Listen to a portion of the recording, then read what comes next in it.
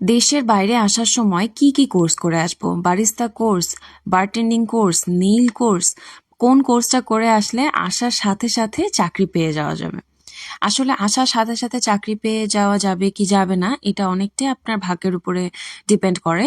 কিন্তু দেশ থেকে আপনি যদি এই কাজগুলো শিখে আসতে পারেন সেটা ভালো, খারাপ না।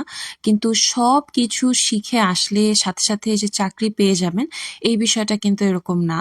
কারণ এখানে সবগুলো জবের সার্কুলারে লেখা থাকে training is available for the right candidate. এটার দুই রকম মানে হতে পারে। একটা হচ্ছে আপনাকে অনেক পজিটিভ অ্যাটিটিউডের হতে হবে, ক্যান ডু অ্যাটিটিউড থাকতে হবে, তাহলে ওরা আপনাকে ট্রেনিং প্রোভাইড করবে।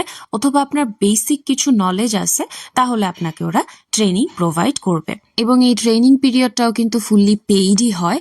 এখন আরো একটা বিষয় বলি, 100টা কোর্স না করে এসে যে কোনো একটা জিনিস মাস্টার করতে পারলে আপনি এখানে এসে জব করে সার্ভাইভ করতে পারবেন। আমার মতে বারিস্তা কোর্সটা করলে কোনো লস নেই, কারণ বারিস্তা যদি আপনি শিখে আসতে পারেন, খুব ভালোভাবে শিখে আসতে পারেন, সেক্ষেত্রে দেখা যায় ওরা একটা 1 ঘন্টা অথবা আধা ঘন্টার ট্রায়ালে ডাকে। যখন আপনাকে কফি শপে হায়ার করবে তখন আপনাকে ওখানে গিয়ে একটা কফি বানিয়ে ওদেরকে দেখাতে হয়।